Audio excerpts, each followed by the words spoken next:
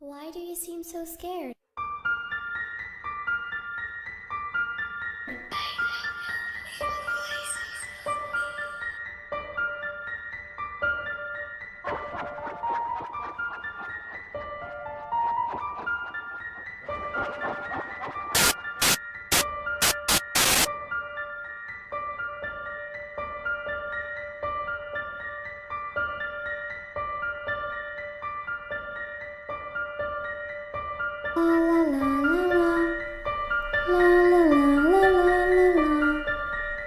La la la la la la la la la la la. Hey everyone, it's Christine and welcome back to Paranormal TV. So today I want to talk to you guys about ghost stories that happened at my grandparents' house.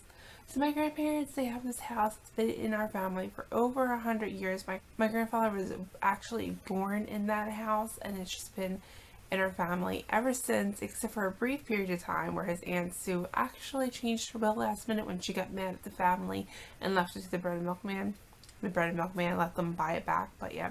So a little bit of information about my family, my ancestors. So they've lived there for over 100 years, for almost the entire time except for that brief period. My great-great-grandfather was actually from Pennsylvania, but he did not live in this house at this time. He moved to Virginia to buy a newspaper where he met my great-great-grandmother.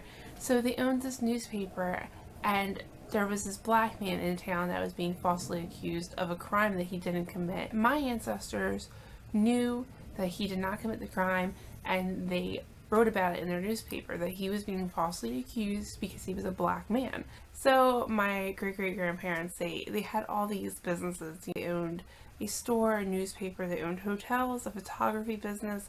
They were entrepreneurs and they were wealthy. Once they published this story, the KKK actually came to their house, and my grandparents shot at the KKK. We have the gun still in my grandparents' house. So my great-great-grandparents shot at the KKK using a rifle and a handgun. They didn't shoot to kill them, they shot to scare them and not actually shoot them to kill them.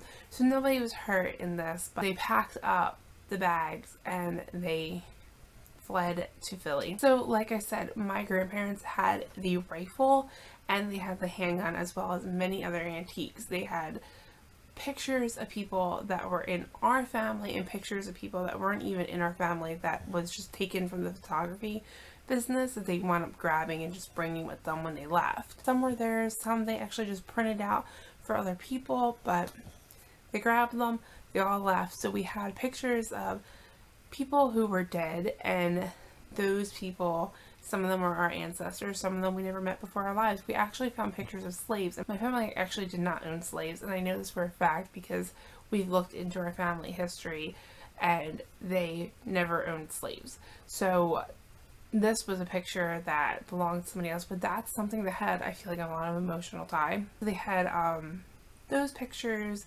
of other people that we just have no idea who they are, pictures of family members that we do know who they are, some we don't know who they are.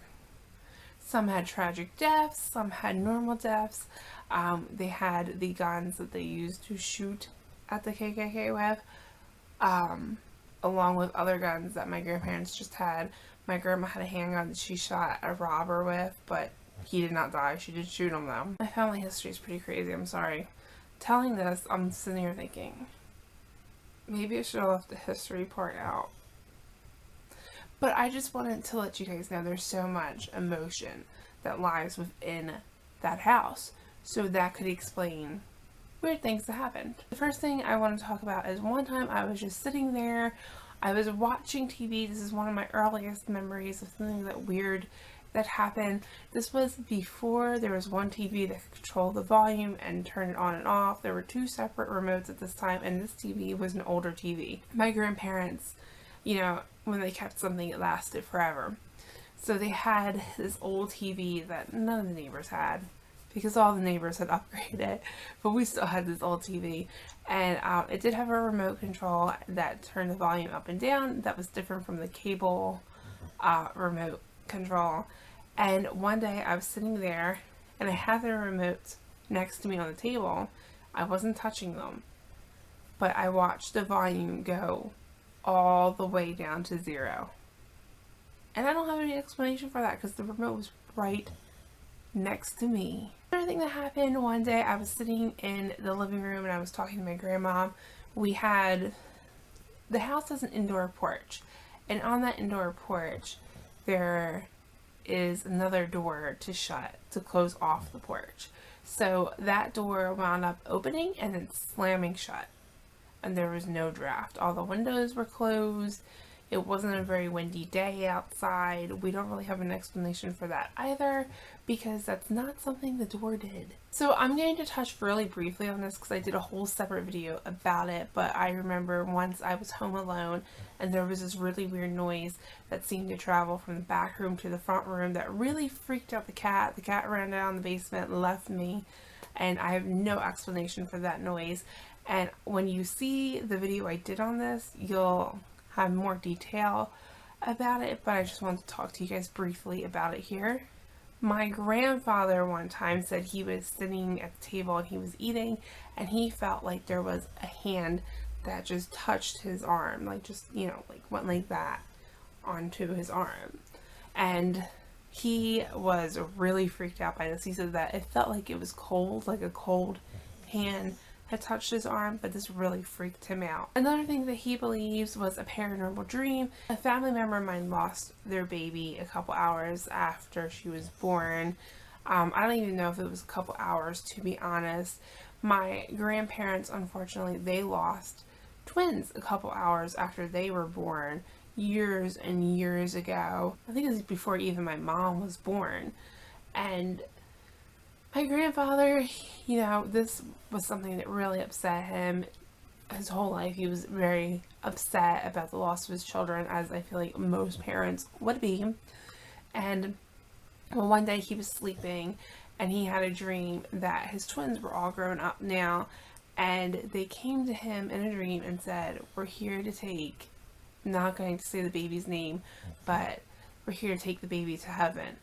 And he swears that this was a real thing that happened. He really thinks that his twins came to him and told him this in his dream. My grandma had a cat who seemed to get easily spooked by things.